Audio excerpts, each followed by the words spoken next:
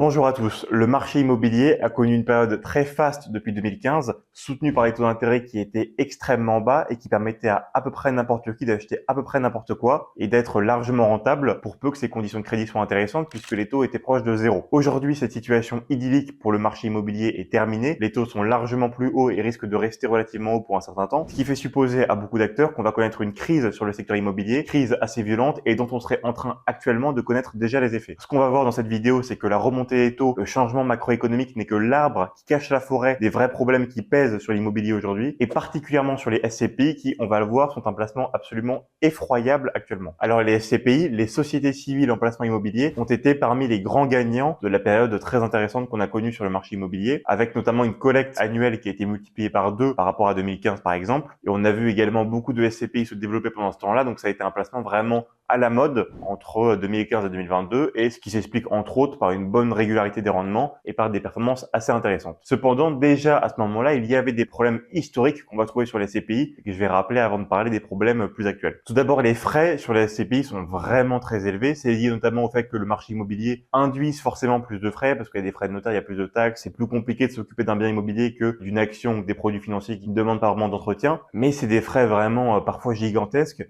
Alors par exemple, à l'achat d'une part, si vous achetez une part 220 €, vous n'allez pouvoir la vendre que 10% en dessous en moyenne du prix auquel vous l'avez acheté. Donc par exemple là, si vous l'achetez à 220 €, vous la vendrez à 200 €. Et ces 10% d'écart sont des frais qui sont prélevés par l'entreprise et qui pèsent forcément très lourdement sur la performance générale parce que quand le placement rapporte 4,5% brut, 10% de frais d'un coup comme ça vous mange 2 ans et demi de rendement, voire même encore plus si on prend en compte le rendement net, que le rendement net est plus faible que le rendement brut. Donc là, ça vous prend encore plus que 2 ans et demi de rendement. C'est quelque chose qui est tout de même à prendre en compte parce que quand on regarde les bilans financiers, notamment des SCPI, on voit des choses un petit peu extraordinaires, notamment des lignes sur lesquelles on voit écrit frais d'acquisition des parts de SCPI, 400 millions d'euros. Vous voyez, des boîtes qui valent 4-5 milliards de capitalisation qui prennent 400 millions d'euros de frais d'acquisition. Enfin, c'est vraiment gigantesque. Ou même des documents légaux qui doivent être donnés forcément par la SCPI pour avoir une projection de combien vont coûter les frais aux clients. On voit que si par exemple vous investissez 10 000 € sur une période de 10 ans, ça peut vous revenir à jusqu'à 7 000 € de frais sur 10 ans, qui est gigantesque. Enfin, 7 000 € de frais sur 10 ans, ça vous bouffe 80% de votre rendement. Enfin, c'est absolument énorme. Et donc, c'est à prendre en compte dans un contexte où le livret A rapporte 3% par an, avec zéro impôt sur les revenus que vous génère le livret A, avec une liquidité parfaite et avec une garantie de capital et une sécurité totale. Alors, l'autre point sur lequel la SCPI est pas forcément très bonne, c'est au niveau de la liquidité. Puisqu'en fait, les parts que vous allez prendre dans la SCPI, vous n'avez aucune garantie de pouvoir les vendre. Il faut que la SCPI trouve un acheteur qui soit prêt à acheter vos parts au prix auquel vous voulez les vendre. Mais si elle ne trouve pas d'acheteur, qui arrive assez facilement, notamment pendant les périodes de crise, eh bien vous ne pourrez pas vendre vos parts de SCPI et vous devrez attendre de trouver un acheteur, qui fait que vous pouvez être bloqué pendant 1 mois, 2 mois, voire 2 ans, 3 ans, 4 ans. Pour peu que la crise dure et que les SCPI ne trouvent pas d'acheteur ou qu'il y ait énormément de vendeurs et très peu d'acheteurs, eh bien il peut y avoir comme ça des tensions sur la liquidité très fortes, problème qui n'existe pas vraiment sur des produits comme les actions ou comme les produits obligataires où c'est beaucoup plus rare. Alors évidemment, vous pouvez toujours payer une décote très importante pour vendre vos parts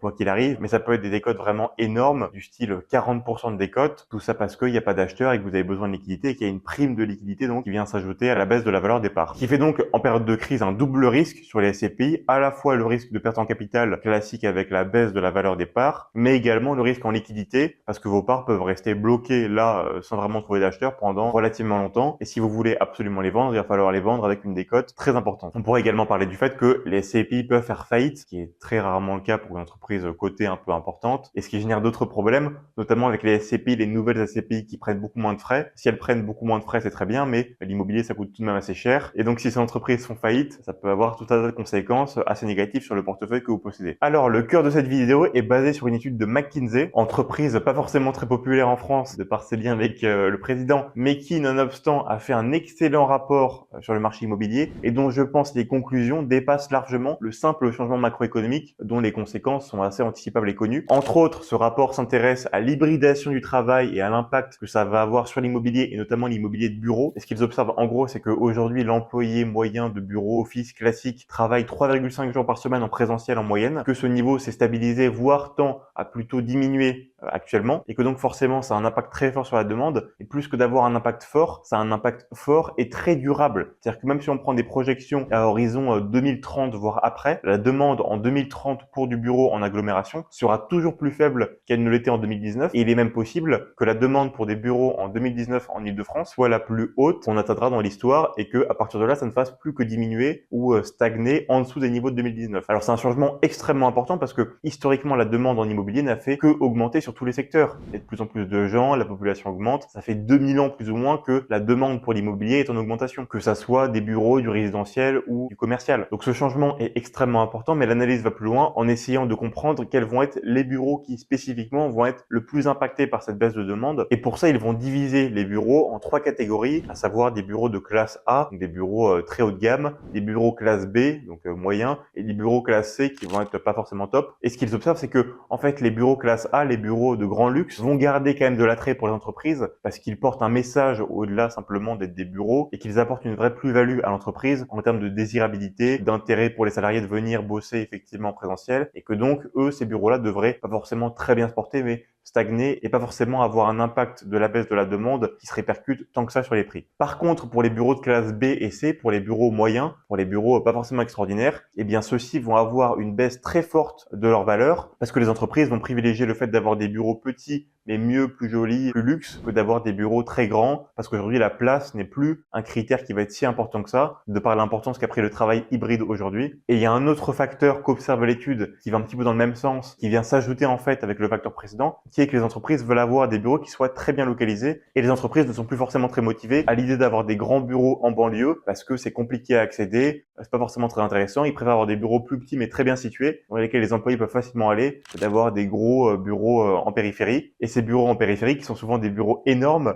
risquent d'avoir des difficultés pour se remplir parce qu'il n'y a pas tant d'entreprises que ça aujourd'hui qui sont vraiment prêtes à aller s'installer dans des bureaux pas forcément très beaux et pas forcément très bien situés. Tout ça pour avoir une grande place qui aujourd'hui n'est plus vraiment nécessaire. Alors évidemment, il va toujours y avoir des clients, mais il faut bien comprendre que suffit d'avoir un écart de 10% entre la demande et l'offre sur une longue période pour faire complètement s'effondrer les prix parce que avoir des bureaux vides, pour le coup, c'est très peu intéressant. Donc il va y avoir une compétition forcément sur les prix de location qui va faire baisser le rendement et ce qui va faire baisser la valeur des biens. Donc ces biens risquent de vraiment très fortement baisser en valeur et sur une période très longue. Et c'est ça le problème, c'est qu'il n'y a pas tant de perspectives d'amélioration que ça. Ce sont des actifs qui ont perdu en valeur, qui vont perdre en valeur et qui n'ont pas vraiment d'option pour en regagner dans un futur même assez lointain. Le problème qui se pose au niveau des SCPI, c'est qu'elles sont absolument gavées de ce type d'actifs, c'est-à-dire de l'immobilier de bureau localisé en Île-de-France, en périphérie ou en banlieue, et avec de l'immobilier de catégorie moyenne, pas de l'immobilier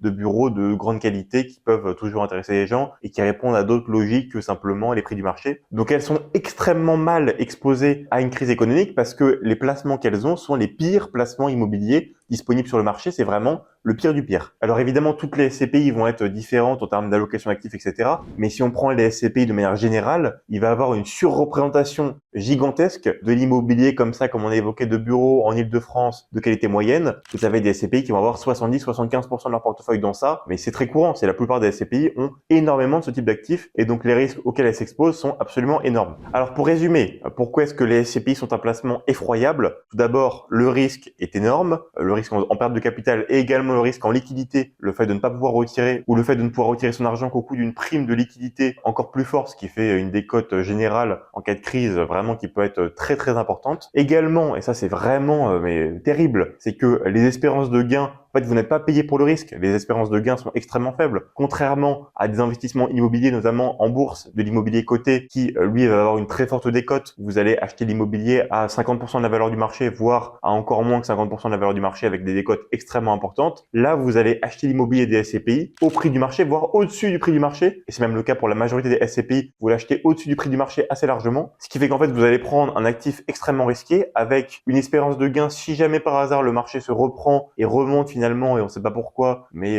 finalement son prix augmente et tout se passe très bien et il n'y a aucun risque ni quoi que ce soit, et ben vous allez même pas gagner d'argent tant que ça. Là où à l'inverse, si ce scénario arrive pour un produit immobilier coté en bourse, bah là vous allez faire x2, x3, ça va très très bien se passer. Vous allez avoir une espérance de gain qui va être énorme. Là sur les SCPI, à la fois le risque est tout aussi élevé que n'importe quel produit immobilier, voire même plus élevé de par la mauvaise exposition, mais en plus l'espérance de gain est très faible parce que en réalité le maximum que vous allez pouvoir avoir c'est le rendement classique de la SCPI à 4,5%, mais sans compter les frais et sans compter la taxation qui est très importante sur les SCPI, ce qui en fait un produit en réalité en tout point inférieur à un produit comme le livret A, qui va avoir aucun risque, une liquidité